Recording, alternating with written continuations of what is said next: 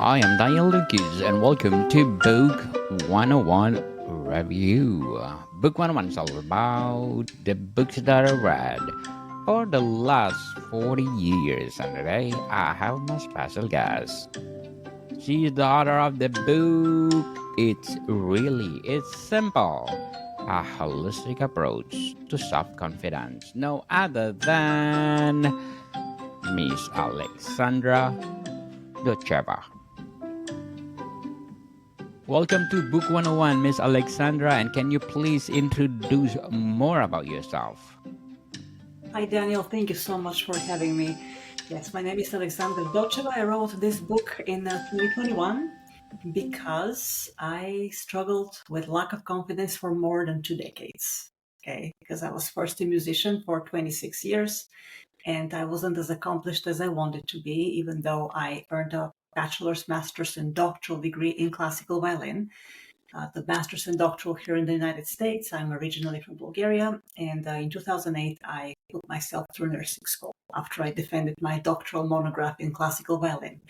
And in 2011, I became a nurse. And then in 2014, I became a real estate investor. I currently own three real estate businesses along with my nursing career. And then people started asking, how did you do all this? We know you were very not confident, you have no self-esteem for such a long time, and why don't you write about it so you can maybe help other people overcome their fears? And I laughed at the idea in 2018 and said, yeah, right, I'm going to write a book. But then in 2020, when the COVID hit, I said, well, why not?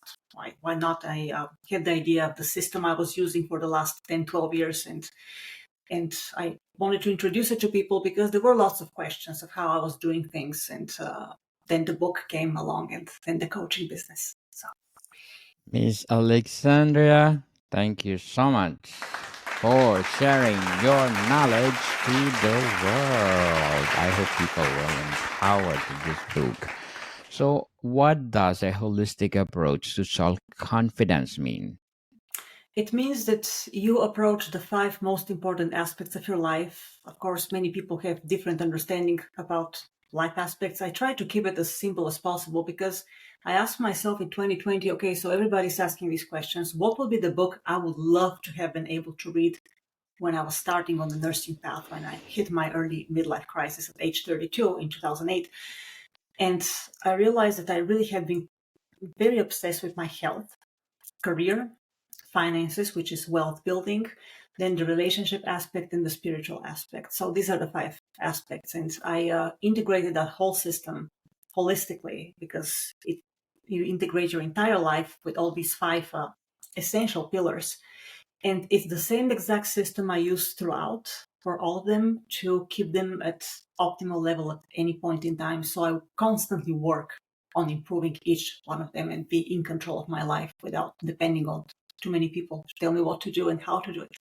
So this is the holistic approach to confidence, because once you take full responsibility of your health, career, finances, spirituality, and relationship choices, you will be holistically self-confident. Nothing will be missing in your life. And of course, it's a constant work in progress. So, why is oh, sorry. So, why is self confidence an essential skill in both personal and professional life? Can you say that again? I'm sorry. Why is self confidence is essential skill in both Of course. personal and personal life? Well, because you want to, first of all, emanate the confidence to others if you want the world to work with you. That's the most important part. And you don't want to be crushed by people who think that they're entitled to manipulate your life in any way. And we, of course, are witnesses many ways in the healthcare system and then in the financial system, the structure, how things are, how people are easily manipulated if they don't have the proper knowledge. And then, of course, the relationships are another big topic to discuss, because whose influences we allow in our lives determines our health outcomes, our career outcomes, financial outcomes, and even our spiritual well-being in so many ways. So, what are the some misconceptions about self confidence that the book might address? Well, the common misconception is, which I used to suffer a lot when I was younger, of course, is that you either have it or you don't have it. And for the longest time, I didn't realize how you really can learn the skills and the mindset to acquire the self confidence by, first of all, realizing that you're not entitled to it, but you have to earn it.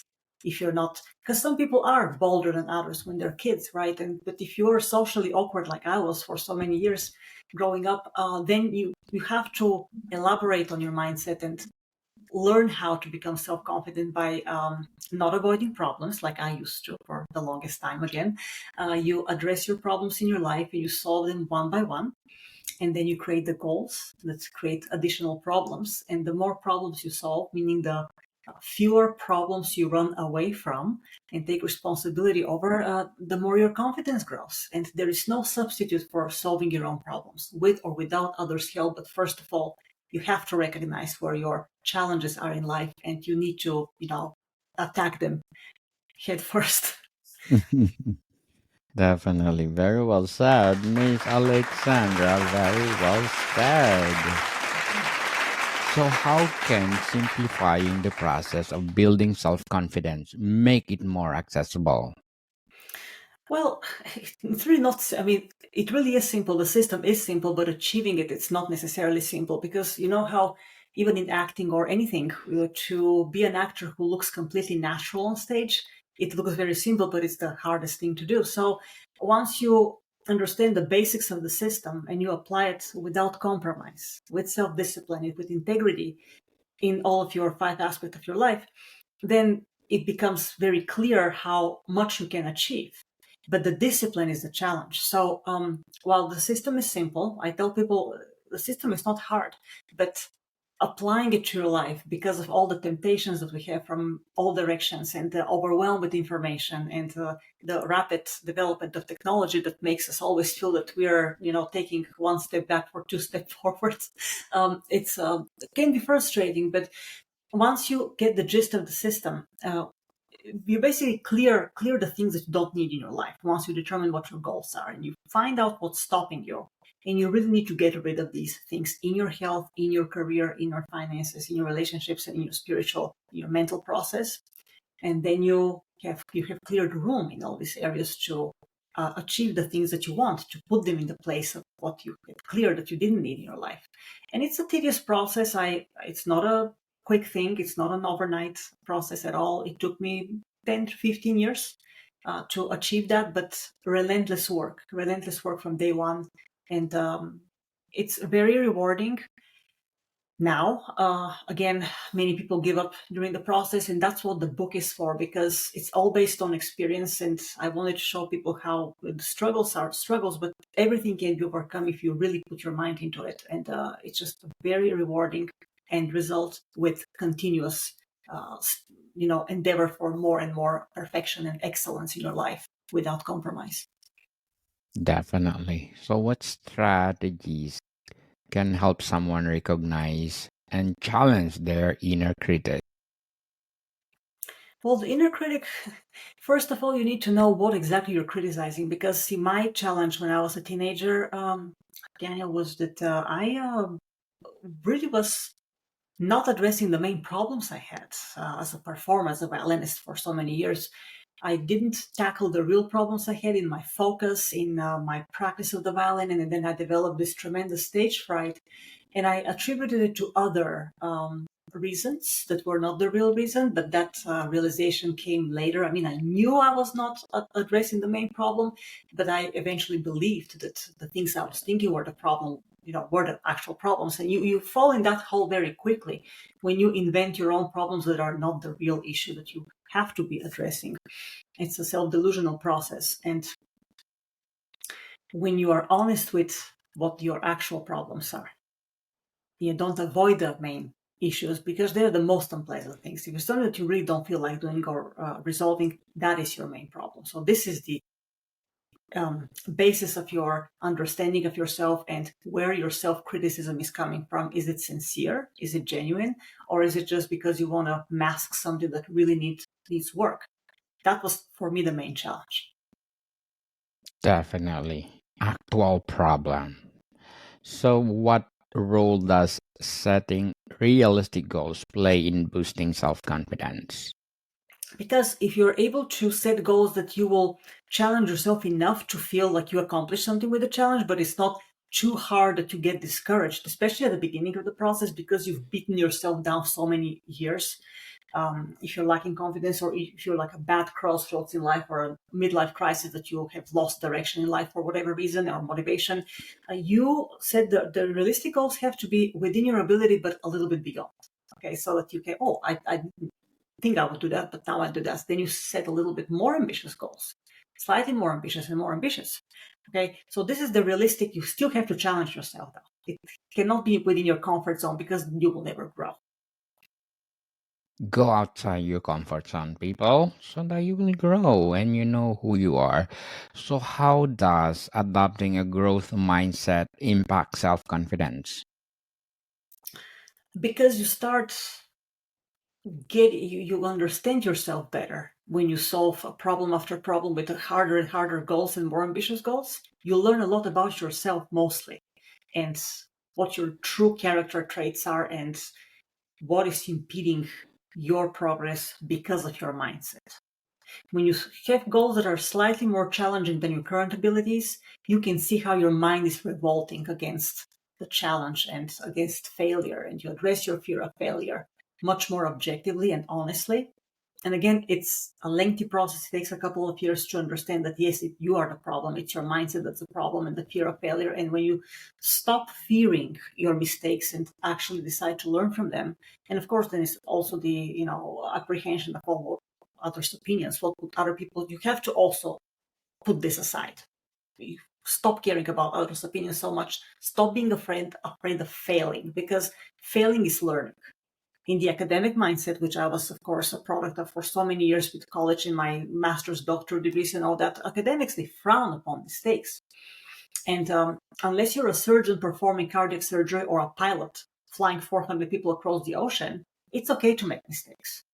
It's okay to make mistakes and learn and fail, and it's preferable to fail early in any endeavor, because you lose less of your confidence, and if you're applied any capital or money involved, you lose less money. That's with investing, for example. But people are so afraid to fail, and they're so afraid of being judged, that they really paralyze themselves in this analysis of the what if mindset, and this has to disappear from your personality if you want to make any significant progress in your life and to build confidence, real confidence, not some confidence that your mom says that you're amazing, but you really aren't, right? Does that make sense? Definitely. So, what daily affirmations or thought exercises can help someone build confidence? I practice mind control in various meditation ways. So I have goals. I always tell myself that the goal is already accomplished. That's how I treat the goal. If it might be 5 years ahead, or 2 years ahead, or 3 years ahead, I act as if it is already accomplished.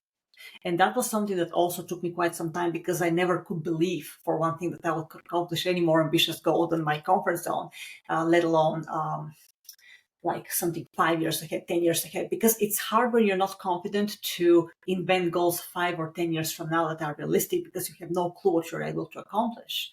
And you know how the problem is when many people want to achieve things within a year and put these unrealistic expectations for themselves, because they overestimate what they can accomplish in a year, but they really underestimate what can be done within 5, 10, or 15 years. And that's where that discrepancy in actual understanding of your abilities in reality and the inspiration come into conflict. All right. So the affirmations and the routines are many. I have physical routines in the morning to inflict as much pain on myself as possible, to build the pain tolerance for the rest of the day. Because there were things that I learned, like cold showers or doing push-ups on my fists in the morning, but dark, before the sun rise. And these were things that were painful for me, but now it's okay, because I'm used to them. And I know that if I start my day like this, nothing can stop me throughout the day. So, Unstoppable. right? But different people see it differently. So the mindset and the meditations, the affirmations, all of your goals that you really want to achieve 10 years from now, and the smart and very successful people, they start with these long-term goals first, because they then create smaller goals. If you have a vision for your future, 10, 15 years from now, you will be more ambitious, and you will prompt yourself to work on it much more honestly and consistently than if you have these short-term goals that can wait till tomorrow, till the day after, 1 month, 2 months, 3 years. Uh, that was a very important switch of mindset for me. Definitely. Totally agree, Miss Alexandra. So, speaking of goals, what is your short term and long term goals in writing? In writing, well, I have long-term goals as far as real estate acquisitions, career achievements, and really stay up as far as independence financially. Retirement date, when I want to retire, is going to be way before I'm 65, obviously, because with investing and with real estate, you can afford to do that. But as far as reaching people and changing people's lives, that's not a very important goal, because I want to influence people to see that if I could do it, they can.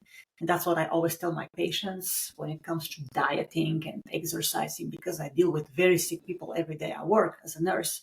And the long term goals is just to see, hopefully, more and more people believing in themselves, that they can accomplish way more than they think they can, because the system tells you one thing, but you actually are capable of so much more than the framework that we kind of live in every day tries to impose on us if we let it.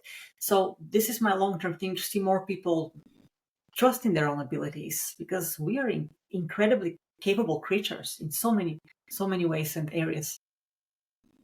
Definitely. So, how can one shift from a fear of failure to embracing mistakes as learning opportunities?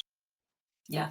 Well, you have to be sick of yourself enough to embark on this journey, because I was absolutely sick of my own mindset and everything that came with it.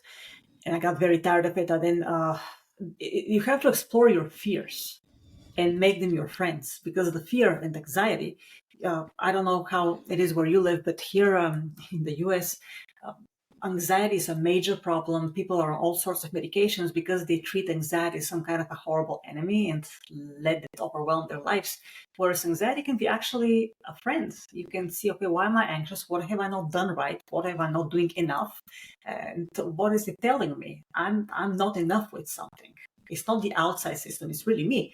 And that's how I grasped anxiety, because I suffered tremendous anxiety every day. I was depressed. I never took medications because I wasn't even diagnosed with depression. But now that I've been a nurse for 13 years, I know that I have depression and anxiety. And I learned to work with this, because I wasn't aware at the time when I was a musician that there were actually medications for depression. Thank goodness I wasn't aware, right? But the fear is a prompting, motivating factor. And when you explore your fears, see what exactly you're afraid of, what you haven't really done that you should have been doing, then it's not that hard to overcome fear. But you have to be first and foremost very honest with yourself, and that isn't easy. That's not easy.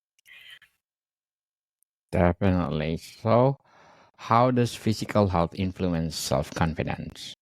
Oh my goodness, well, health, optimal health is a lifelong responsibility, right? Especially in a system that is so corrupt, that uses the patients as assets.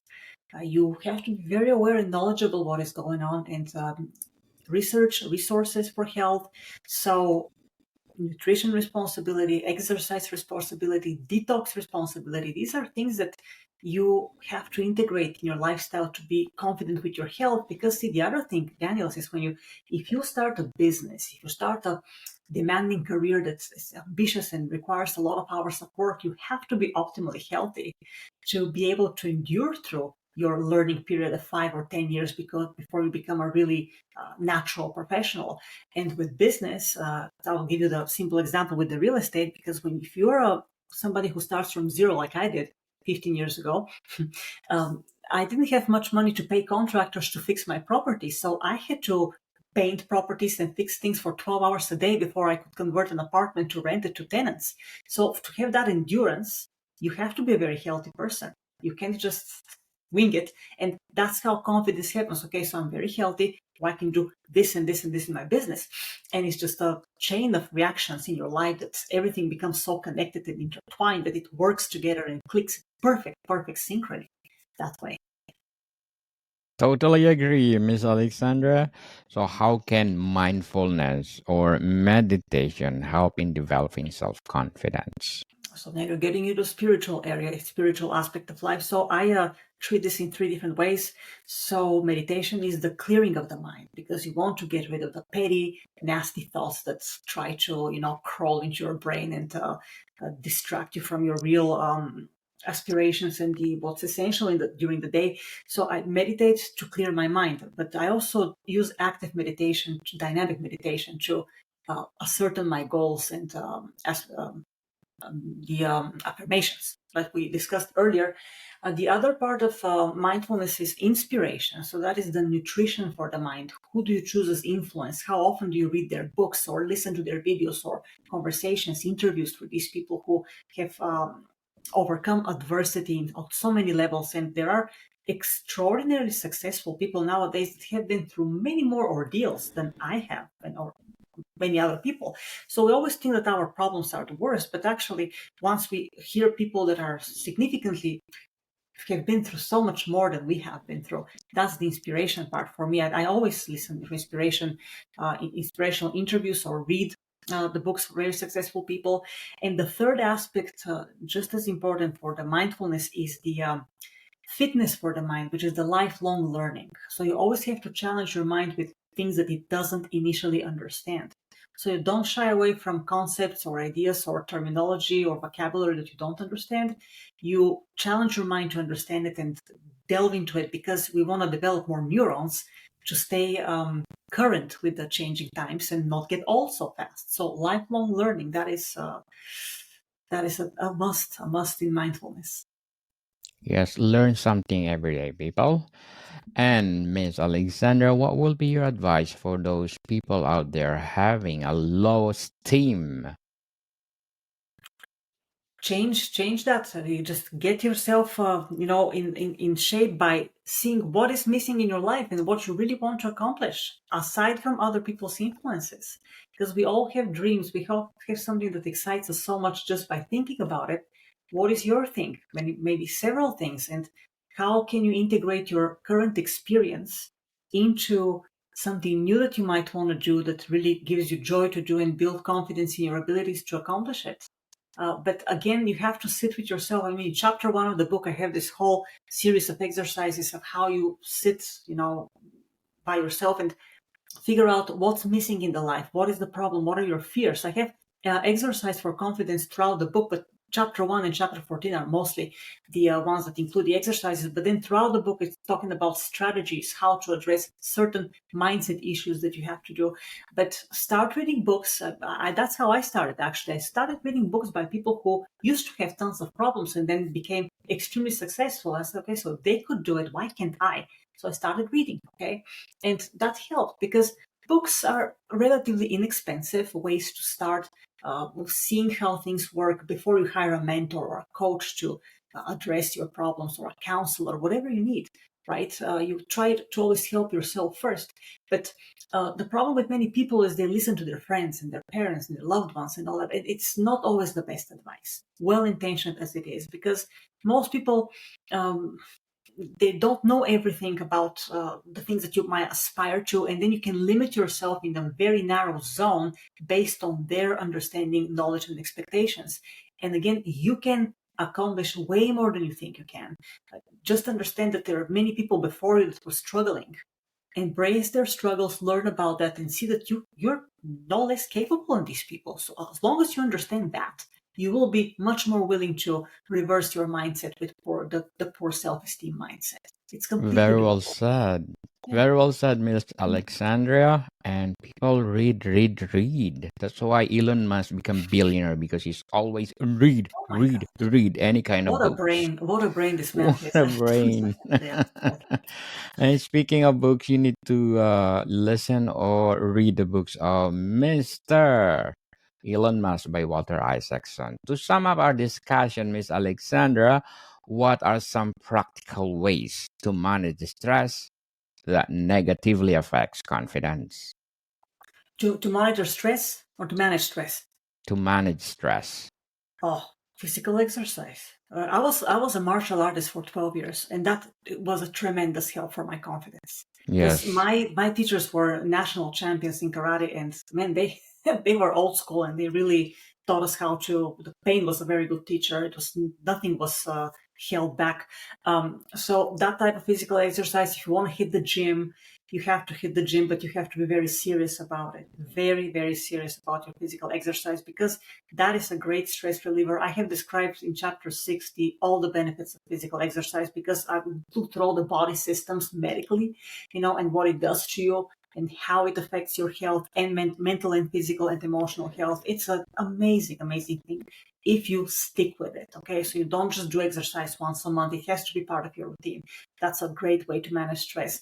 And then once you relax, you practice meditation and really consistent work on all of your goals and immediately addressing every challenge that each goal brings to you. You don't put off problems, because that creates extra stress. And it's not a way to manage stress. You don't avoid the problems in order to manage your anxiety. That's just reinforcing it, because you know deep down there that you're slacking and you're not doing the work that needs to be done. And that's not going to help your confidence, your self-esteem, or your anxiety control.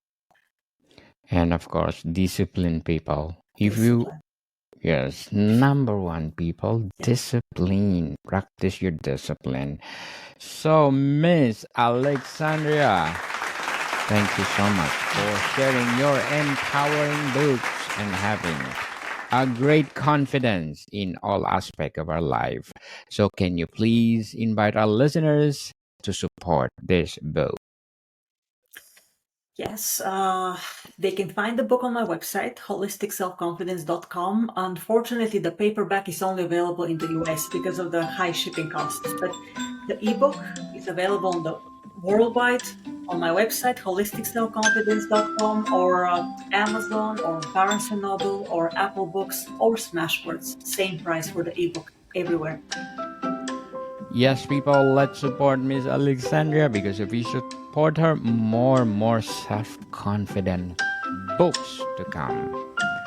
We need to have this self-confidence in every aspect of our lives. So, Miss Alexandra, thank you for your time. Thank you so much for having me, Daniel. It's a pleasure. More to come, people. See you soon.